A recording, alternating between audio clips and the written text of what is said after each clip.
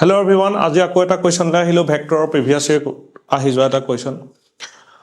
কি 2022 ত আহিছিলে so that the vector I cap j cap k cap is equally inclined to the axis ox oy oz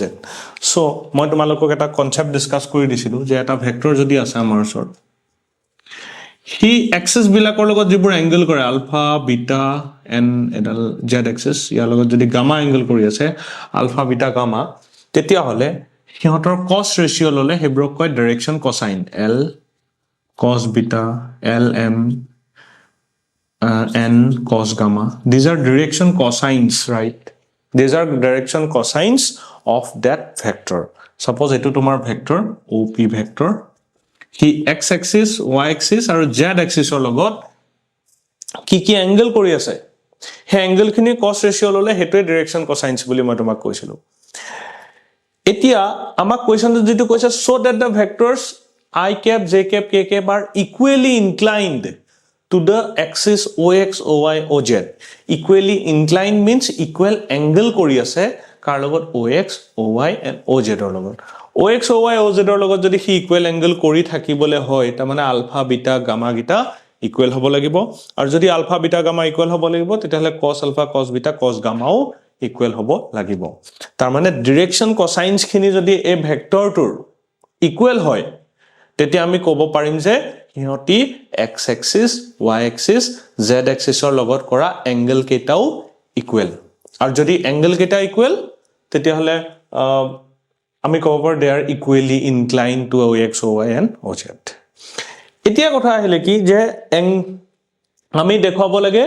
cos alpha cos beta cos gamma equal দেখাই দিলে আমাৰ প্ৰুফটো হৈ যাব তো তাৰ মানে আমি এই ভেক্টৰটোৰ পৰা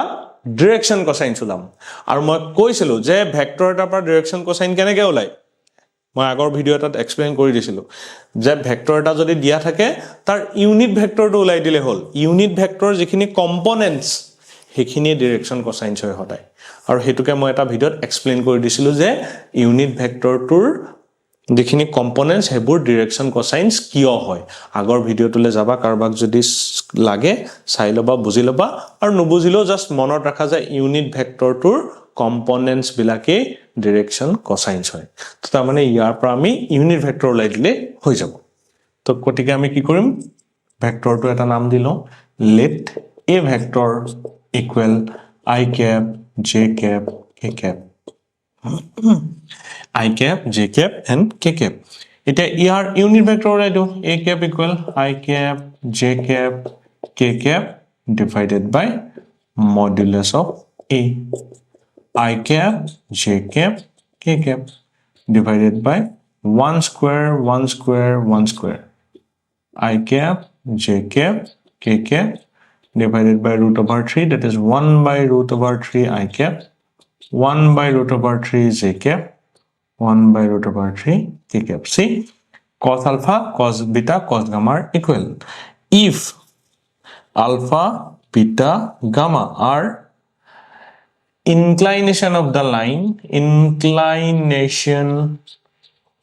of the vector with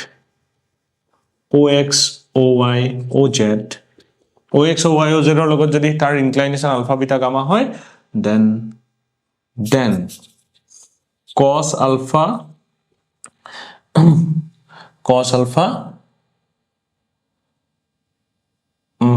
alpha equal 1 by root 3 cos beta equal 1 by root 3 and cos gamma equal 1 by root 3 so ami back direction cosine equal pai golo so therefore alpha equal cos inverse 1 by root 3 beta equal cos inverse 1 by root 3 gamma equal cos inverse 1 by root 3 so sobote equal palo